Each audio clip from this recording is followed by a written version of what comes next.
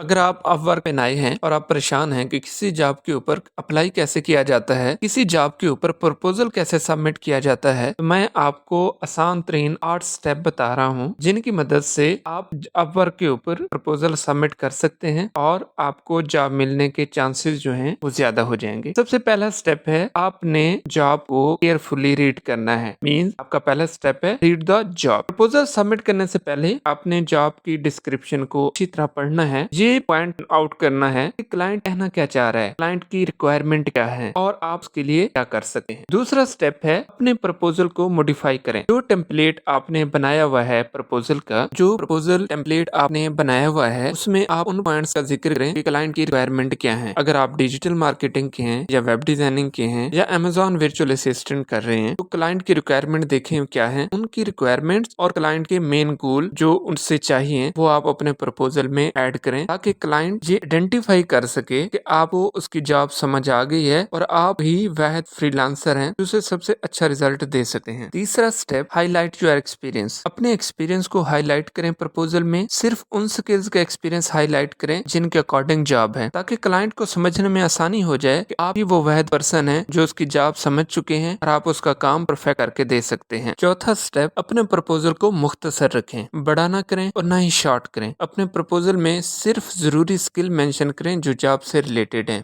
अपना पूरा overall experience या आपके मल्टी स्किल बताने की ज़रूरत नहीं है, या अपने स्किल्स में ऐसी कोई टेक्निकल लाइन यूज़ ना करें कि जिसे क्लाइंट समझ ही ना सके और वो कंफ्यूज हो जाए कि आप उसकी जॉब समझे हैं या नहीं समझे। इसलिए अपने प्रपोजल को टू द पॉइंट और शॉर्ट रखें, ताकि क्लाइंट इजीली रीड कर सके और वो समझ जाए कि आप उसका काम समझ चुके हैं। पांचवा स्टेप, जॉब से रिलेटेड कीवर्ड्स का इस्तेमाल अपने प्रपोजल में करें, ताकि सर्च में आपका प्रपोजल टॉप में आए और आपको जॉब मिलने के चांसेस ज्यादा हो जाएं। उसकी वजह यह है कि एक जॉब पे तकरीबन 40 से 50 लोग अप्लाई करते हैं, तो जो लोग ज्यादा कीवर्ड यूज करते हैं रिलेटेड स्किल के, तो उनकी जो प्रपोजल होते हैं वो सर्चेज में टॉप में होते हैं। तो इसलिए अपने प्रपोजल में रेलिवेंट कीवर्ड यूज करें, ताकि आपका प्रपोजल टॉप में रहे और आपको जॉब मिलने के चांसेस बढ़ जाएं। छठा स्टेप या दूसरा ये कह सकते हैं कि प्रपोजल की जान। ये स्टेप ये है कि आपने जो कोटेशन देनी है, मतलब आपने जो रेट लगाना है, कीमत लगानी है,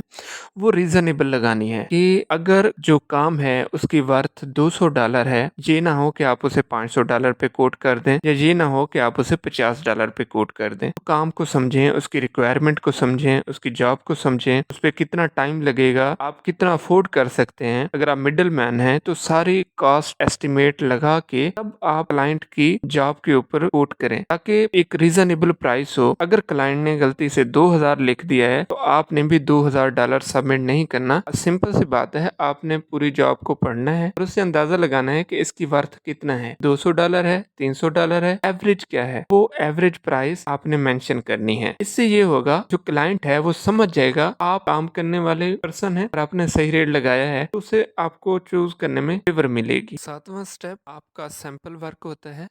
आपने एक पीडीएफ फाइल हमेशा तैयार रखनी है। अगर आप सोशल मीडिया मार्केटिंग करते हैं तो उसके कुछ वर्क का सैंपल आपका पीडीएफ हो। अगर आप वेब डिजाइनिंग करते हैं तो वेब डिजाइनिंग के कुछ वर्क का पीडीएफ आपके पास हो। अगर आप अमेजोन या कोई और वर्क करते हैं तो उसकी जो वर्कशीट है वो पीडीएफ में आपके पास हो। तो जब भी आप प्रपोजल अप्लाई करें, सोशल मीडिया मार्केटिंग का, गूगल एड्स का, एसईओ का, वेब डिजाइनिंग का, ई कॉमर्स का, अमेजोन का, प्रोडक्ट हंटिंग का, तो उससे रिलेटेड जो पीडीएफ फाइल है वो आपने लाजमी अटैच करनी है, इंक्लूड करनी है, ताकि क्लाइंट को ये पूछना ही ना पड़े कि आपने कभी काम किया है। आपकी अटैचमेंट ही ये शो कर रही हो आप इस फील्ड में रेडी काम कर चुके हैं, ये आपका एक्सपीरियंस है। ये जो पीडीएफ फाइल है वो आपने खुद अपने वर्क की क्रिएट करनी है, ना कि गूगल से डाउनलोड करनी है। आठवां स्टेप फॉलो अप होता है। आपने जब प्रपोजल सक्सेसफुली सबमिट कर दिया है तो आपने कुछ टाइम तक चेक करते रहना है, या 2 घंटे बाद, 4 घंटे बाद, 2 दिन तक आप फॉलो अप लाजमी किया करें कि जो आपने प्रपोजल सबमिट किया था क्या वो जॉब क्लोज हो गई है, ओपन है, अभी उसके इंटरव्यू हो रहे हैं।